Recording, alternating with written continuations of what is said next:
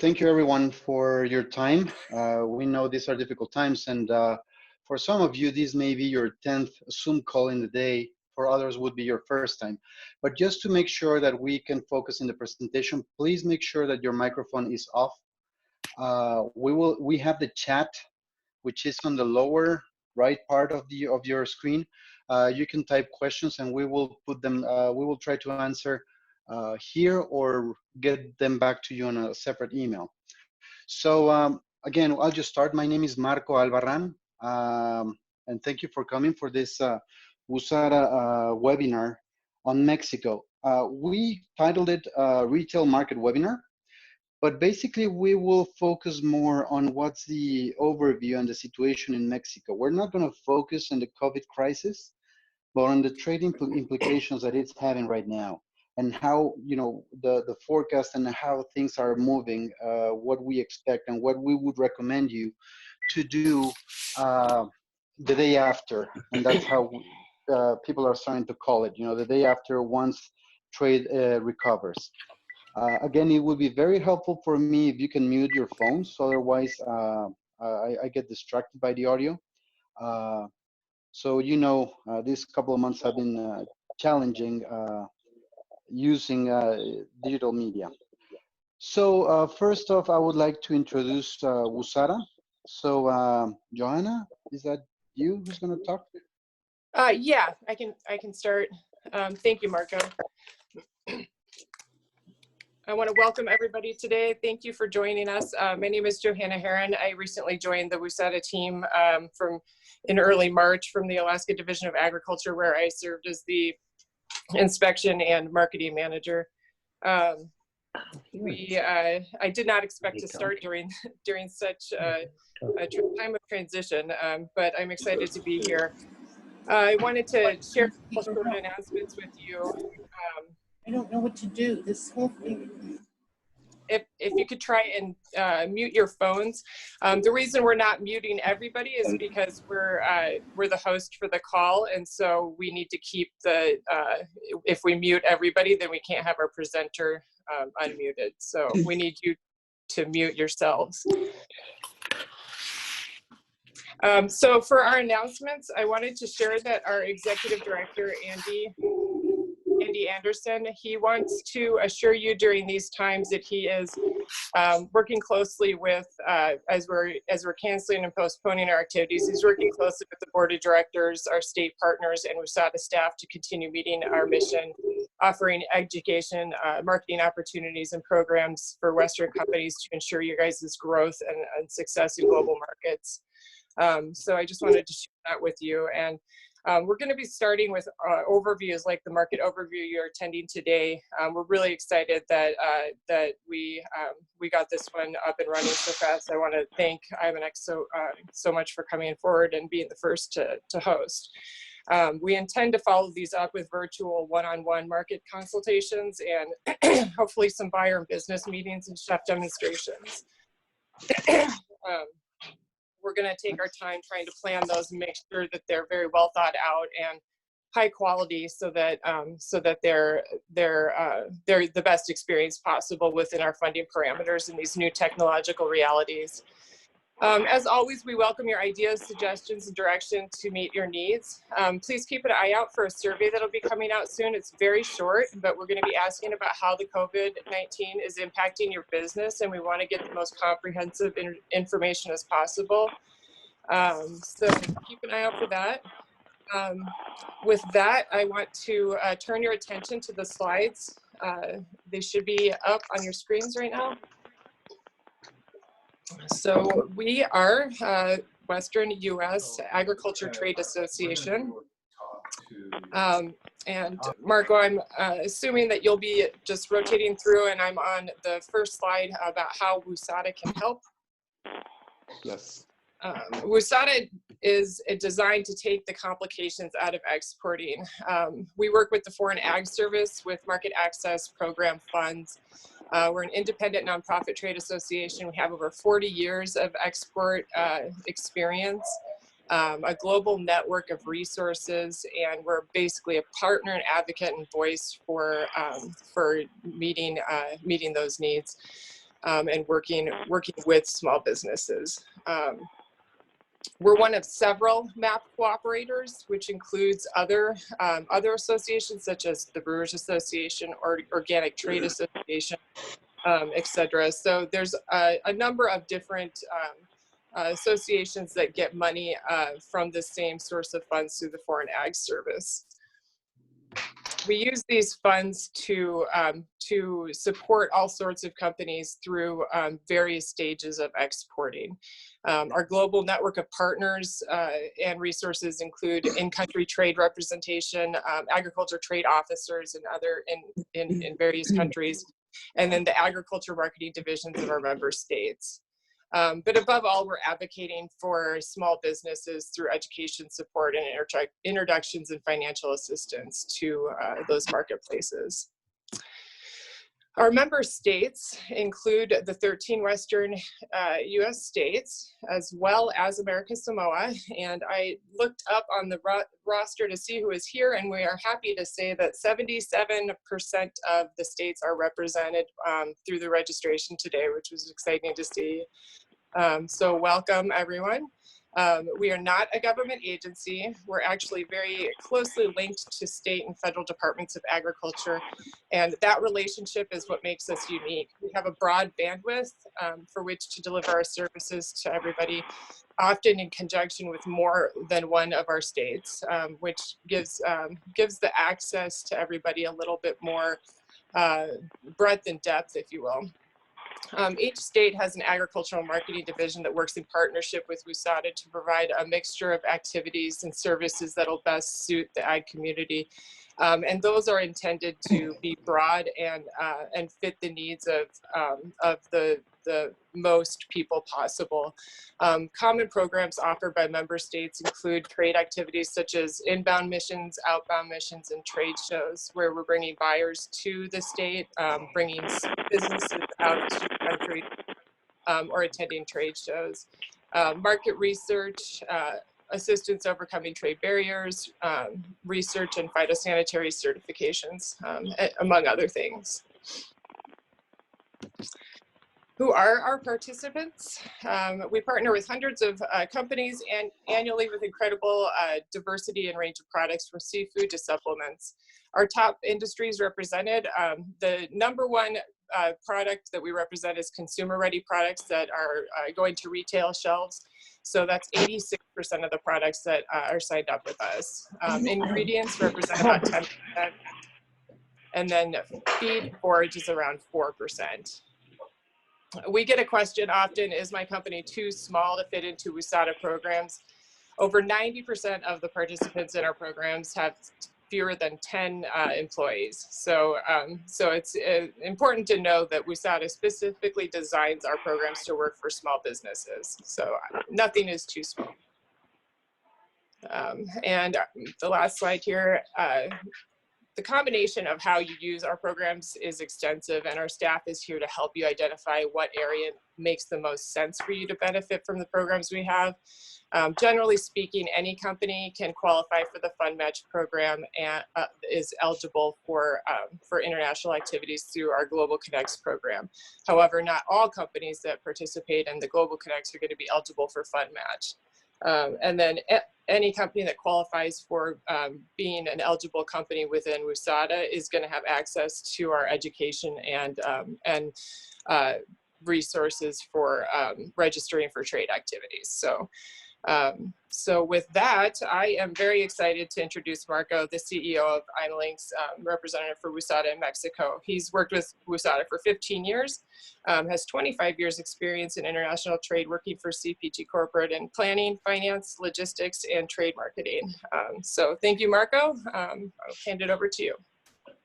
Thank you very much. Just want to make sure everything is running, but yes, you can hear me all right. Thank you for your time. Again, challenging times, and we're happy to help. Please count us as partners in Mexico and Latin America to expand your business and basically, you know, let's plan for the next months. Again, I cannot stress this enough. If you could help us muting your phones, that would be great. But I'll explain a bit about our company. We're an international go-to-market firm, and we work in general for food and beverage. I don't know what is happening. Somebody, can you please mute your audio?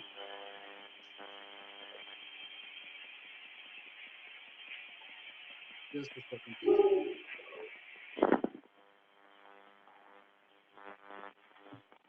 Just one second. Okay, so it's better now. Sorry about that. I don't know what happened. Again, mute your phones. That'd be very helpful. So we're an international go-to-market firm. We work with produce, food, and beverage industries, and we develop marketing strategies to facilitate your access to the heart of Latin America. We think it's not only speaking the language or knowing the country in general. You need to know the culture, and you need to know the heart of it, so you can have a better access. We work developing marketing strategies. From market intelligence, we do a lot of contact with trade. We do trade missions, and I'm happy to see a lot of known names in this webinar. I see Carol, to Gary, to Jessica, to many others. Also, we do trade missions. We do trade marketing activities, public relations, and consumer programs. If you put them together, they're marketing strategy overall. So basically, that's what we try to do. Again, please mute your phones. Now we're going to talk a bit about the Mexican perspectives for 2020, especially to what is happening in trade. Some highlights in the retail and basics on. I'm sorry, but I need you to mute your phone. I can even know who is audio. Ms. Friedman, can you? Sorry to interrupt, but it looks like it's Paula and Serena. Yes, if you can mute your phones, please. There are several others if you scroll through. Yes, if you can just mute your phones, that'd be very helpful. My phone is muted. I just took it off mute to talk to you and tell you my phone is muted. I'm Paula. I muted my phone. I'm going to mute it again right now. Thank you. You actually have to turn off your mic. So in the bottom left-hand corner of your desktop, there's usually a button to turn the mic on or off. Well, I'll just try to do it. Again, please bear with us. These are challenging times, so I'll try to speak over the noise. I have no way of doing this. So, give it a second. It's the last time. What's your problem? Use my computer. No, it's the microphone hears everything in here. So There's no way to shut it off and listen. I don't know how to shut it. I have no way to shut it off. So I'm gonna, okay, in the lower part of your screen should be a microphone icon. Anyway, we will record this webinar just in case. If you have technical problems, you can leave and we can send you the recording of this. So anyway, we'll send you, we're talking about Mexico.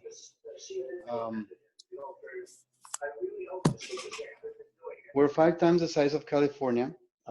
Unfortunately, oh, that's great. Thank you. Basically, you know, these are the you know, general numbers on GDP. But as you can see, the GDP for 2020, as of today, you know, we're expecting to have a decrease from 2% to 4%. Now, obviously, this is what is happening in most countries. Inflation is 2.83%. And unemployment, recorded unemployment is 3.5%, but we expect that to double even higher in the next weeks or months. Again, I'll explain a bit on the situation, what is happening. And this is what Economies looked like before this crisis. We had a lot of, we have different countries. Actually, Latin America is formed by 20 different countries. Largest of them in inhabitants is Brazil, then is Mexico and Colombia. And you could see a bit of, you know, their GDP per capita. Maybe the numbers don't add up, but you can have an idea which ones are the largest markets in the region. On the other side, you can see the expected GDP per country on the right side of your screen. You had Panama, Dominican Republic, even Bolivia with growth, with expected growth.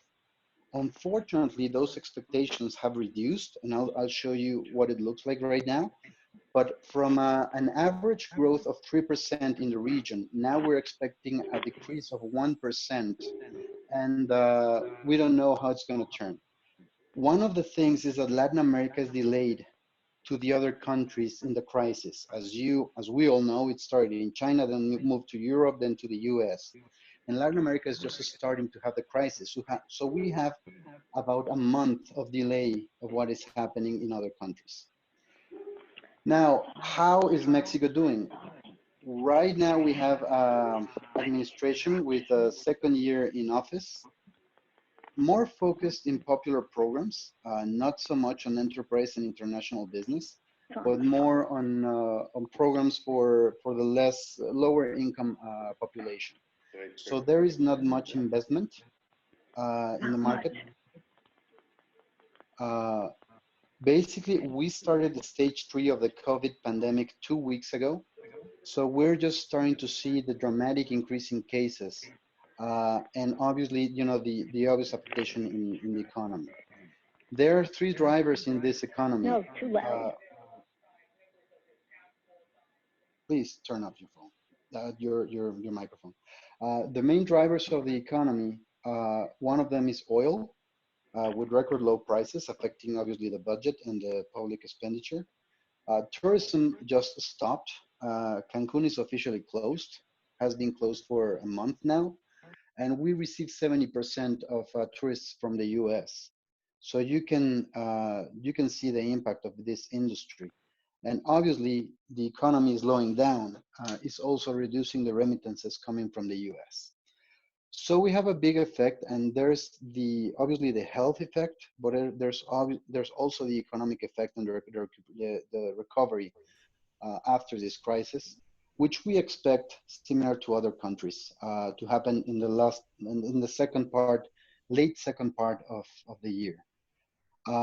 We also have 30% exchange rate increase in less than a month, mostly because of the oil situation and the situation itself. The exchange rate went from 1850 pesos per dollar to 2430 pesos per dollar. Overall, that is the main change or the main problem that you will have on that's the main issue that we will have in the short term for US companies sending products to Mexico. Obviously, there are implications, again, health implications, but this is the one that really affects.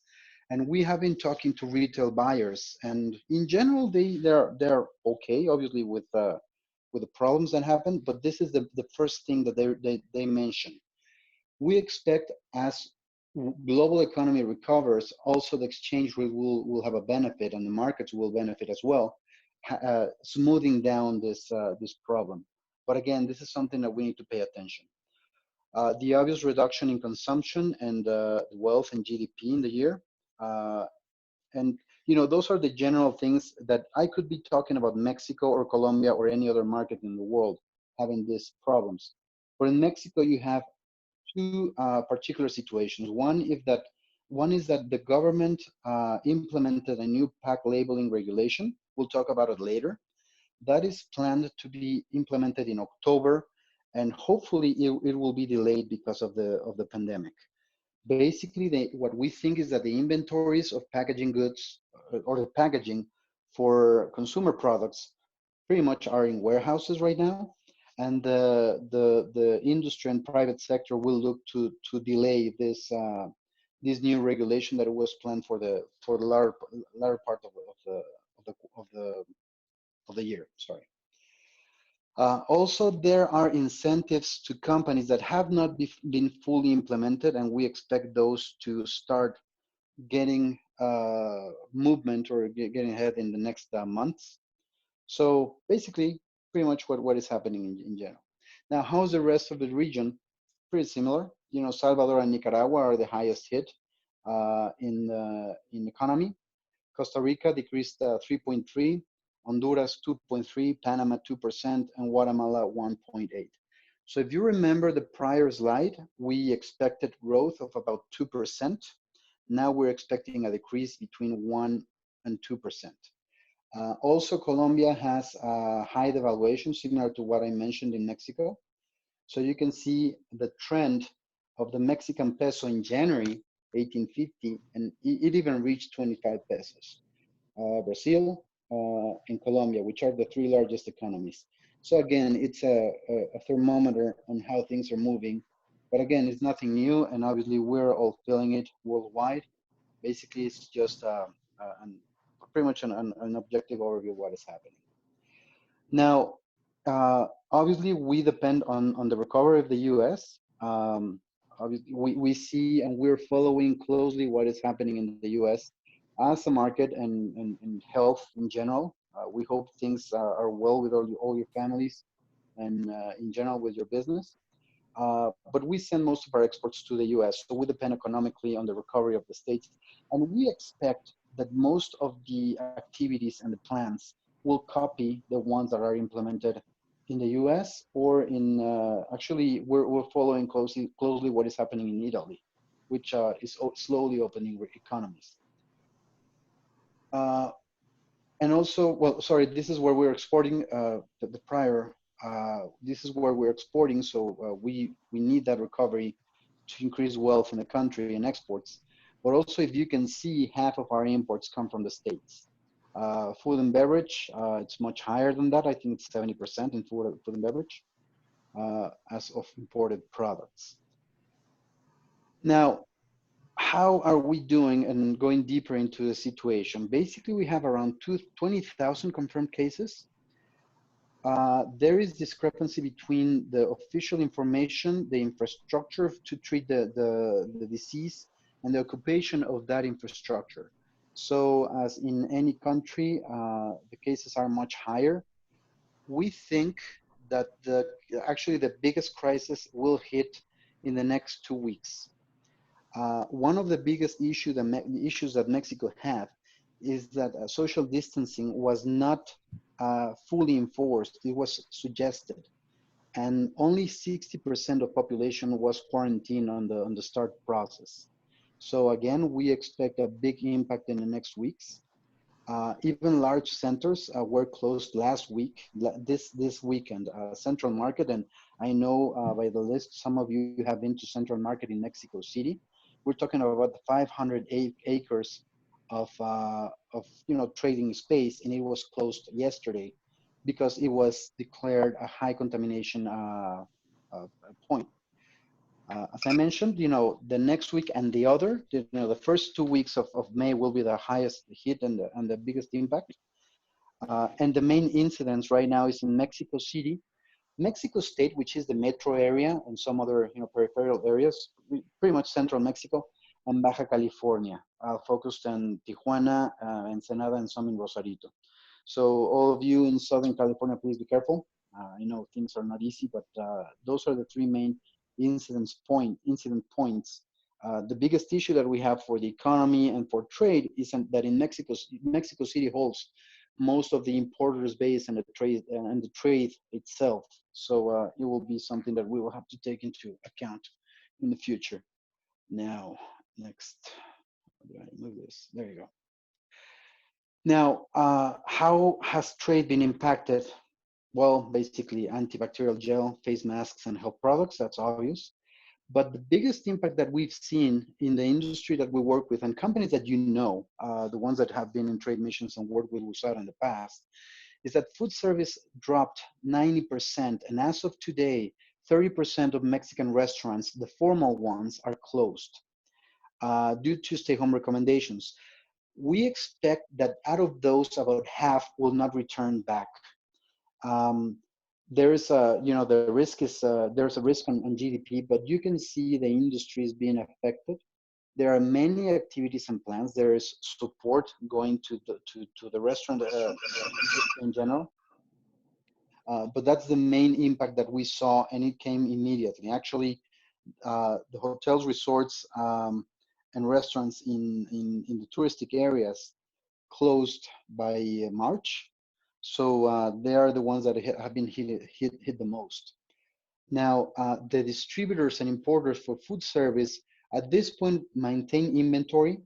They are not buying at this point, but because of the reduction in demand and exchange rate.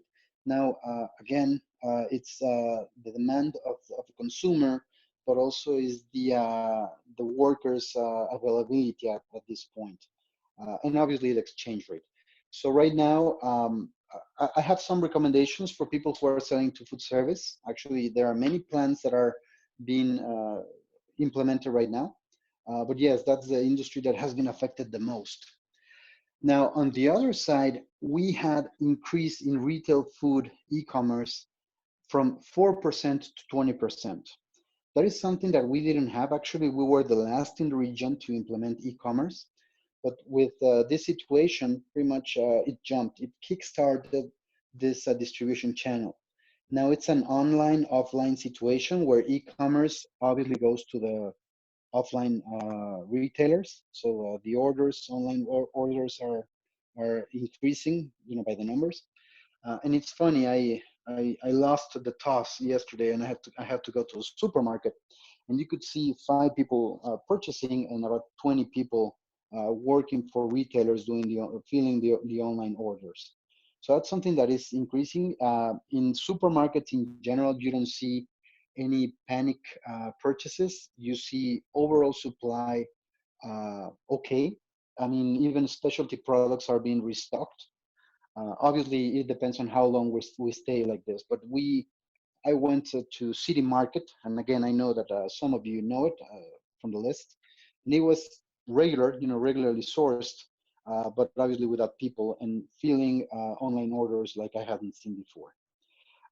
And also, we have talked to the buyers in retail, and they obviously report sales in sales. Sorry, they report increase in sales and in margin, something that you have seen in the U.S. as well. So again, it's a global and connected world. We see some similarities. So retailers are doing well at this point. Actually, Walmart registered a sales increase of 12.9%. Even with a GDP growth of 1%. So they're growing above the economy for obvious reasons. And the categories, again, are obvious: canned tuna, fresheners, cleaning products, shelf-stable products, et cetera, et cetera. However, we see, and from the people that we work with, we know that trade in general is still moving. We see purchases in ice cream, seasonings, snacks, and people are just cooking more at home. Again, e-commerce and e-advertising are on the rise, and we see most of the players changing and adapting to the new reality. We see it for in this case, City Market is providing the first shipping for free, and this is usually sponsored or paid by a supplier, by a specific supplier. But on the other side, we see that the big players, the bigger companies, and this is for home care products, they're moving to this: let's take care of our planet, environmentally adequate. And if you remember back in the 90s when we had the clear products, they're coming back again.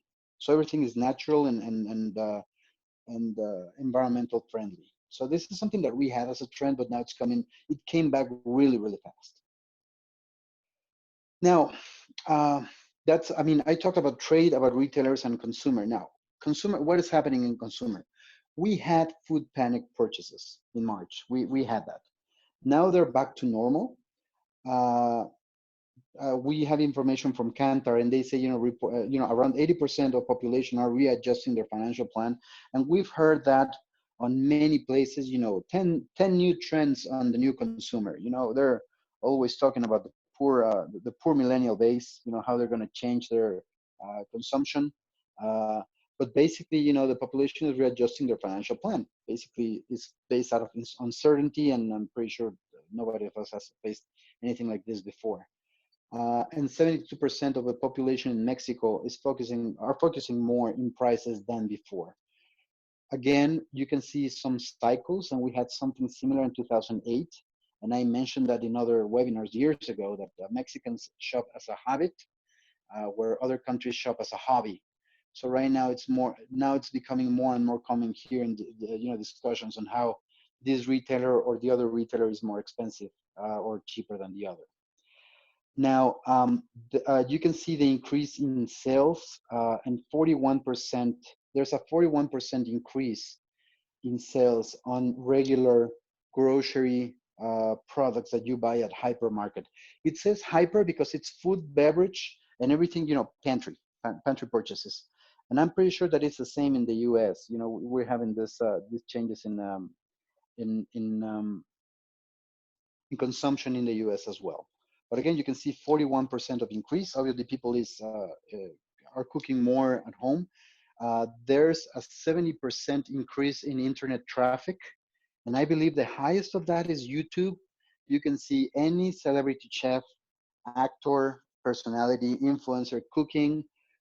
There was a joke because there was an actress and she did enchiladas, which is, tortilla covered with the beans. It was awful, but she had like 10 million views. So it was very popular because it was so bad that everybody looked at it.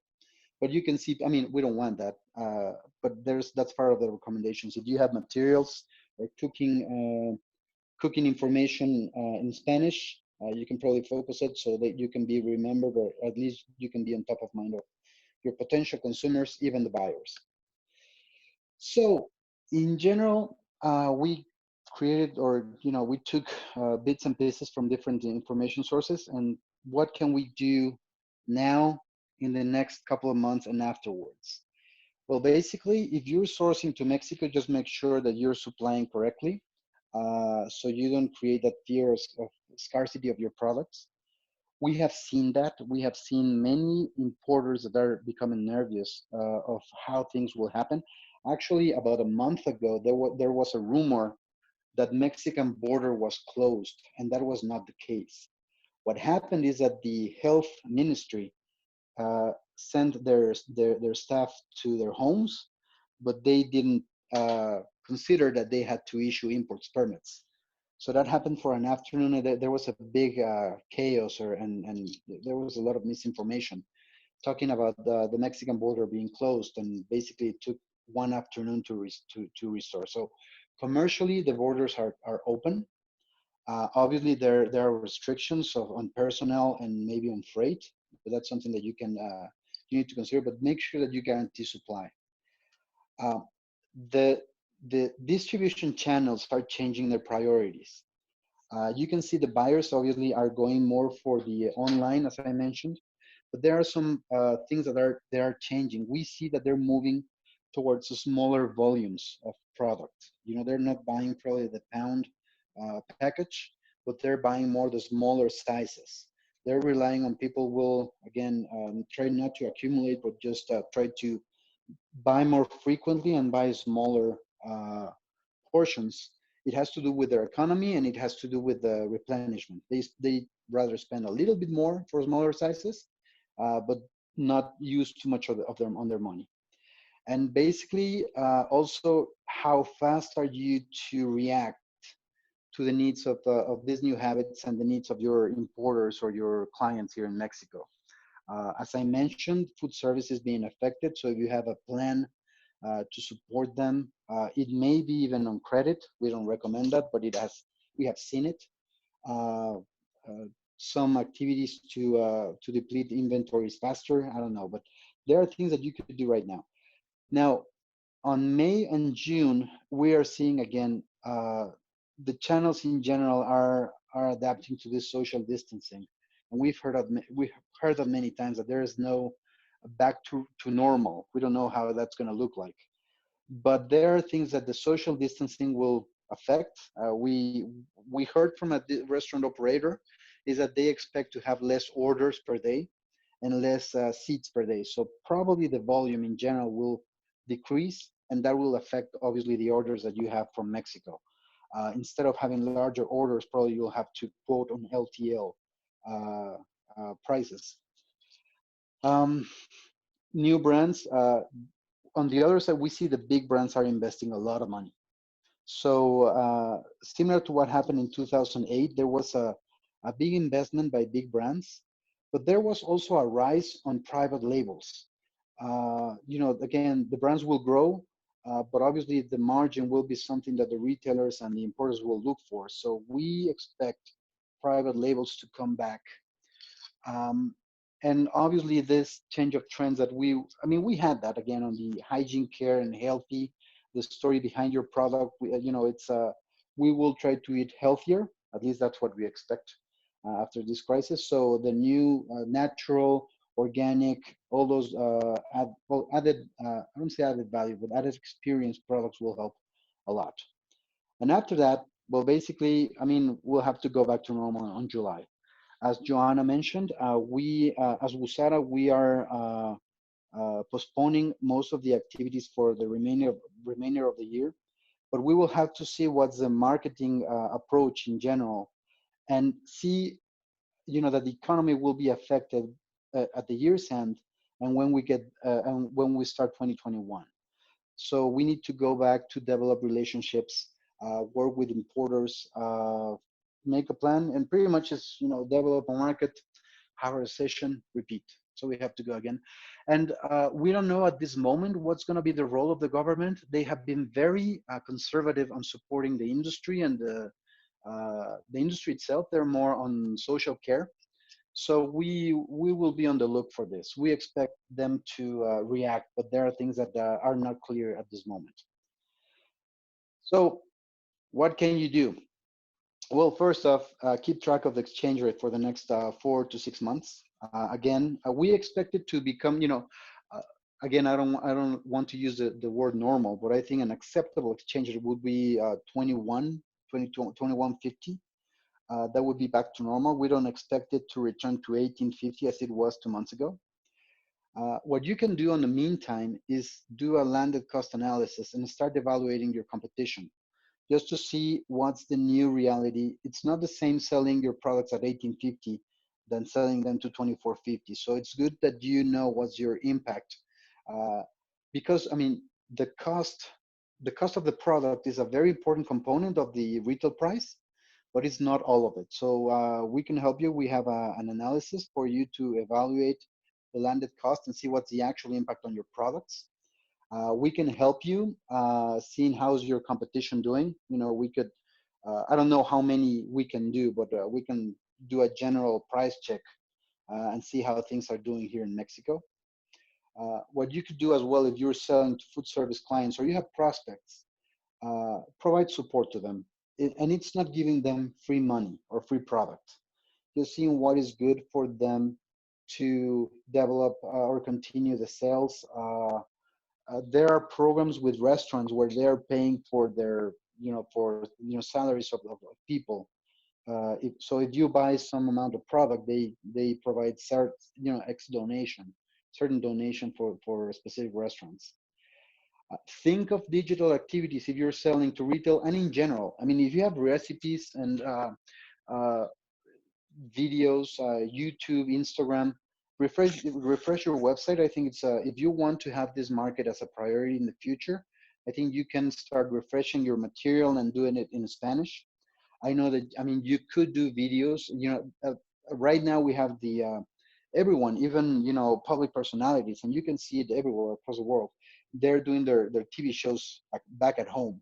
So it's very common to see people at their kitchens making recipes. And it's funny because we were looking at media right now, recently, and we saw that the highest YouTube channel in Mexico for home cooking has about 10 million subscribers, and it's a lady, and you can see that it's at her home, and she has done it for years. So you can take your kitchen, make a product demonstration for you who are Spanish speaking, and I'm talking to Jessica Jibu, or I don't know, even Zach Garza. You can do that. You speak very good Spanish. You can start posting and try to access Latin American audience. Refresh your website. It's time now you can do it. We all have time, so you can start working on a very clean and general website. If you're selling to retail, the buyers are very open to do some activities. Let's not go crazy. There are larger companies who are doing this as well, but it's a good gesture, and we can see the buyers responding very well to this. Again, pay for shipping, online discount, giveaways. Don't do masks. We see that everybody is trying to give away masks. So now that's a big problem here in Mexico. And as I mentioned, start and update your digital campaign in Mexico, similar to what we had before. That's repeated, but just think on the day after, so you can be closer to the market when we return in June, July, hopefully earlier. We don't know, but basically that's it. Now, what do we hear from buyers? First thing is pretty much we're in crisis. That's the main thing. Everybody, them, us, everyone, we're in crisis, but they're very verbal about it. They're asking people to be very patient. We do recommend to start contacting the buyer to develop relationship and present their products, but expect a very slow process, especially during the summer, especially when we get back. I mean, we expect things to be back again to normal July, August, September in the third quarter, and then they will have to close the year. So they will be more focused on having product in shelf and trying to get to their number, whatever that number is. The orders will not be large. We need to try. They need to try the product, and this is a constant that has happened in the market for many years. But now it will be more sensitive. Orders will be smaller. They will try to take less risks. Exchange rate. We have said that many times. The exchange rate usually affects them, undermines for 6 months after that. They're certain that the exchange rate will be stable only 6 months after they see the first spike. And again, new products will be considered for the year's end season or beginning 2021. However, start contacting them so they can relate, oh yeah, remember I got an email from you, or I saw the product somewhere, so you can go back to that. I'm talking in general retail, but obviously, we know that produce in general, it's funny because produce actually was affected at the beginning. People was buying more shelf-stable products, but we see now that the produce categories are recovering. And we have heard that there are record numbers for export from US on apples and stone fruit. So that's in general what is happening. Now, I also wanted to talk to you, and we have 15 minutes to finish, on the new front of packaged nutrition label regulation. This is a new labeling regulation that will be implemented as of today on October 1st, 2020.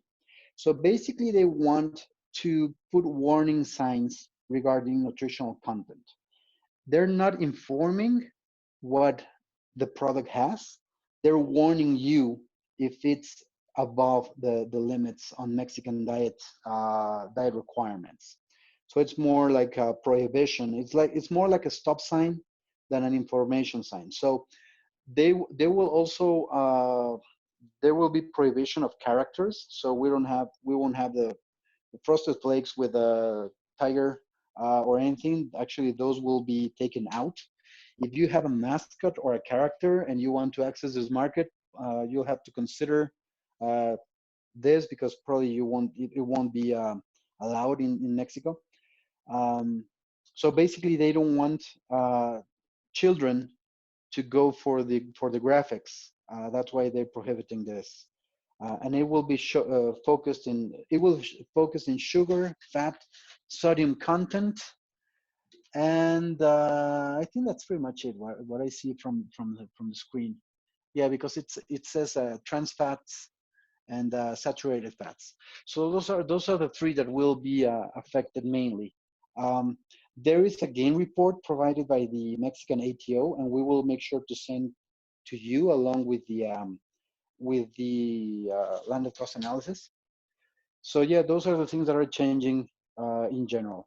Now, I know that from the list I saw, and I know that there's a lot of people who is very experienced in the market. So I'll just go very quick on this, and we can do another retail for new to market companies. But basically in retail, and I'll take 2 minutes for this, retail marketing, is very centralized, and some of you have seen these slides.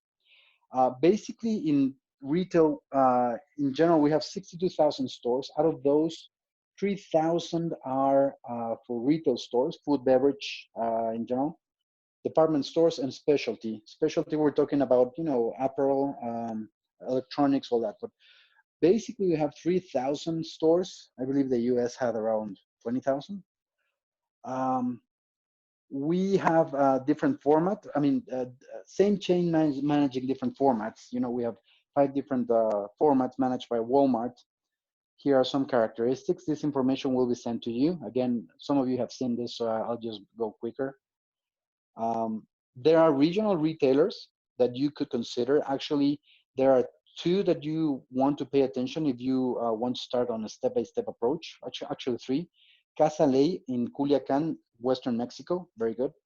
Chedraui, they're growing their imported area, or they were trying to grow their imported products area before COVID. We think it's gonna go back probably sometime. Calimax in Tijuana region, and Smart on the Chihuahua, Texas side. There are some others that could be considered, and Super in Chihuahua, but those are good to start small on a regional basis. And we know the context, so at some point you need the buyers, we can help them. We can help you. There are some hurdles when accessing this market: credit, relationship, and legal protection. Again, sorry, I'll go real quick on this because you've seen it. These are the required documents for going into Mexico. They're very similar to what you have in any international transaction. Again, we can provide information more in detail. Where will you deliver? Mostly San Diego, Nogales, or Laredo. Make sure to get quotations for different types of, different sizes of orders. And finally, this is the land of cost analysis that we were mentioning. We will send to you this model and we can work. Actually, it's going to be me, Marco, or Arturo Palacios. Some of you have met him. He's a trade marketing specialist and he can help also with information. So again, we're out of time, but I hope this was relevant to you. Just stay safe and thank you for your time. Now, I'll take a couple of questions if there's any. I don't see any on the chat. I don't know if I'm, oh, here, sorry. But I think that's what we have. So I have the chat box open in another device. So if you have any questions, please let us know. We'll give some seconds for you to write questions.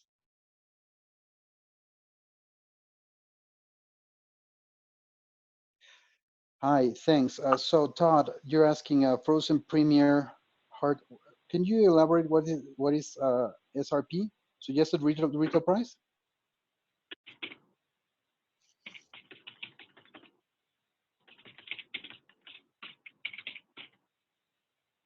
So I have a question about frozen products. I assume is how much the frozen premium will hurt suggested retail price. Well, it's a high margin for them. I remember. I believe it's oh, okay. Well, frozen distribution is expensive, and in general, they take about 25 to 30% on premium. What I would recommend is that we go through this model, and Todd, we can review it and give you approximate costs so you can see specifically what happens. Now, we have another. How can we access additional help and consulting and pairing up us with buyers in Mexico? We're working about that. With this home office and additional time, we have seen models, and actually we already implemented a model with other trade association where we're making 20-minute consultings with companies. And we do something basic. We try to answer 1 or 2 questions, and we try to focus on what you need. So let us talk with WUSATA and see if there's any additional help or consulting. Now, we're here the full-time representatives for WUSATA. We can provide general information, but let us work with Christy and Johanna and see what additional services we can provide, Nancy. Mike, barbecue sauce in Mexico. Well, that's a category that 5 years ago, I didn't think it would take off. But now you see more barbecue sauces in Mexico. However, you have local competition, and there's also the price. On the other hand, barbecue is more adopted in the northern part of Mexico, where they have a barbecue culture.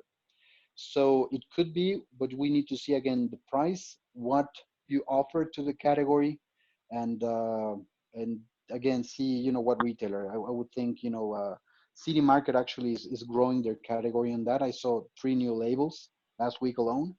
So yeah, that's something that could be interesting. The presentation can be sent out as PDF.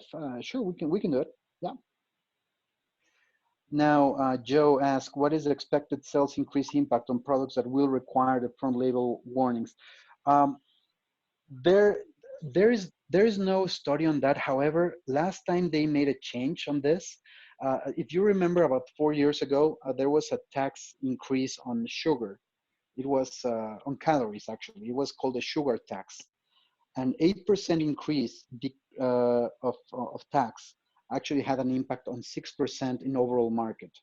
So assuming that things will be similar, I think it will be between 5 and 7% of the sales percentage impact on the front label warnings. Christy, oh yeah, that's Christy, sorry. Am I a broker for CPG, or can you recommend that work on commission only? Unfortunately, we can't. We work for WUSATA in general. We unfortunately don't work for specific companies. But let's see how we can assist you. We can give you contacts or provide information in general. How receptive is Mexico to healthy alternatives? Do we do salt-free space mixes and gluten-free products? Well, there is a market to that, and actually organic and gluten-free, all those specific items. And I have to say, I was the first saying that those categories would not grow in Mexico, but now you see a full aisle in the market. So it is a limited market. You have smaller volumes, but there is definitely a market for that. Again, we need to see what's the value, and also see if there's not a substitute or a competitor, or how saturated is the category here. So I think in those, for those specific questions, Todd, Nancy, and some others, we'll try to figure out with WUSATA if there's any way we can assist companies individually. Again, on the WUSATA umbrella. But again, there's time, right now we need to prepare for what comes after, right? Do grocery stores conduct food demos? Yes, but they're mostly paid by the supplier. Roughly the cost would be about, well, I don't know with the devaluation, but about $40 with Social Security and agency commission. So that would be a cost per day per person, roughly. You can find cheaper, but that's a good reference number. So again, thank you. This was even better than we thought. Just last question from Mike. Are there farmers markets in the communities in the urban areas? Yes, actually, that they're called tianguis. Tianguis. That's a very traditional market here in Mexico, but they usually go on the very cheap products, and usually local suppliers. Has been running in Mexico for 400 years. So yes, if we're talking about central markets, about going to natural products, I would go to the higher end retail stores.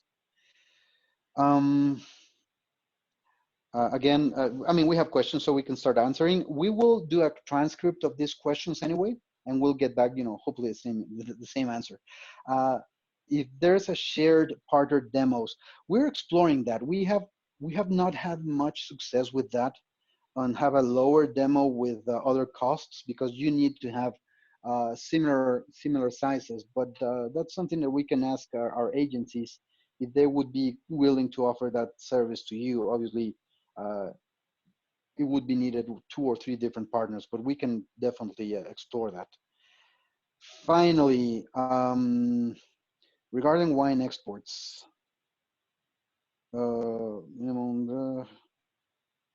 okay, basically on wine, if you want to get your money, just get paid in advance. Reputable importers of wine, they know this. So we always recommend this. Credit is very tricky in Mexico. Actually, I can say that has been the main issue that we have over the years. It's not widespread, but we've had 1 or 2 problems on that. So we recommend you to get paid in advance or use letters of credit, have a warranty. And even when you have a relationship with your importer, make sure that you have the right controls. It's very hard to collect uh, outside the you know, the goodwill, because our commercial codes are not corresponding. So if you want to sue somebody, it will be a loss of time and money. So make sure that you get paid in advance. And again, people, I mean, Mexicans, we like to feel trusted, but unfortunately, there are a couple of crooks that will use that. So just make sure that you get paid in advance. So for me, that's it. Thank you very much again. Thank you for your time. Stay safe. And I look forward to see you here in Mexico and the US in some months. Again, it was very nice to get back to talk to most of you and at least see your names on the list. So thank you very much. And I hope you have a great rest of the week. And again, see you on the other side. So I think that's it. Jonna, any final remarks? No, thank you so much. Appreciate everyone's time. Have a good day. Okay, bye. Take care. Bye.